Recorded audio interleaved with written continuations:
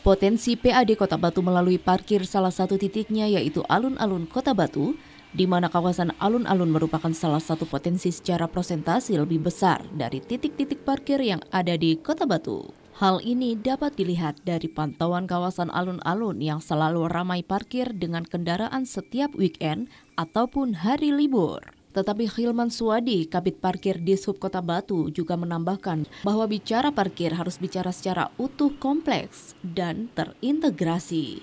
Karena parkir ini merupakan suatu yang memiliki karakteristik dan penanganan yang berbeda pula. Retribusi parkir merupakan salah satu retribusi milik pemerintah daerah yang dilakukan oleh orang luar. Hal yang dimaksud adalah contoh retribusi pasar yang mungut adalah petugas dari UPT Pasar, Kesehatan, yang mungut adalah petugas puskesmas dan hanya parkir retribusinya pemerintah daerah. Namun, yang memungut adalah orang luar dari pemerintah daerah.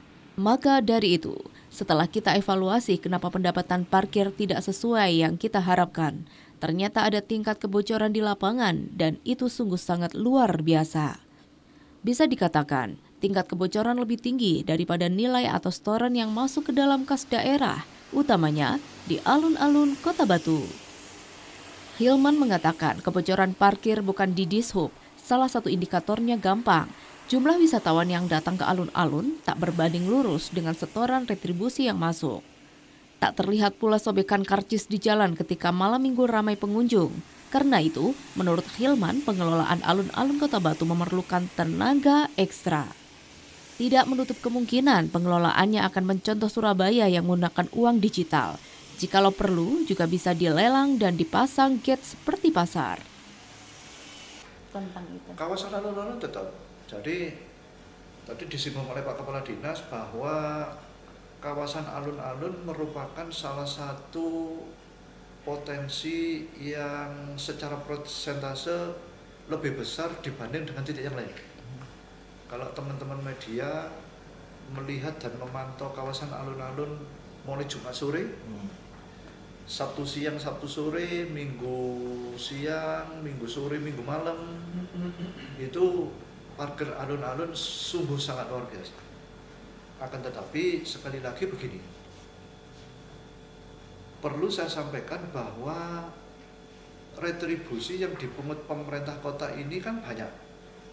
Ada retribusi parkir, ada retribusi pasar, ada retribusi kesehatan, ada retribusi kebersihan. Hanya retribusi parkir saja yang mungut duitnya itu Pemkot menggunakan jasa orang lain. Paham di sini? Kalau retribusi pasar, yang mungut kan petugas UPT pasar. Duit langsung ke petugas Pemkot. Kebersihan misalkan, yang mungut kan dari teman-teman dinas lingkungan hidup mungut. Tapi hanya retribusi parkir saja yang mungut itu jukir. Maka sekarang pertanyaannya, kalau memang alun-alun penuh semacam itu, setorannya nggak berbanding lurus dengan kondisi di lapangan, bocornya di mana? Kan ending dari pertanyaan itu tadi jawabannya ini. Saya pastikan, tolong diulangi rekaman ini, bocornya tidak ada di dinas perhubungan. Bocornya ada di jukir. Indikatornya gampang. Saman kalau malam minggu turun ke alun-alun, coba lihat di jalan, di aspal itu, apakah ada selembar karcis yang disobek? Enggak ada. Dia hanya mungut saja, uangnya dikantongin, karcis nggak diberikan. Kalau kita tunggu di sampingnya, dia baru kasih. Maka tadi kan disampaikan ke Pak Kepala Dinas bahwa alun-alun ini nanti perlu suatu effort secara khusus yang mungkin beda dengan titik-titik yang lain. Tidak menutup kemungkinan alun-alun misalkan nyuntuh kayak Surabaya dikiuriskan semua nontonnya. Dari Kota Batu, Abraham Patrika ATV melaporkan.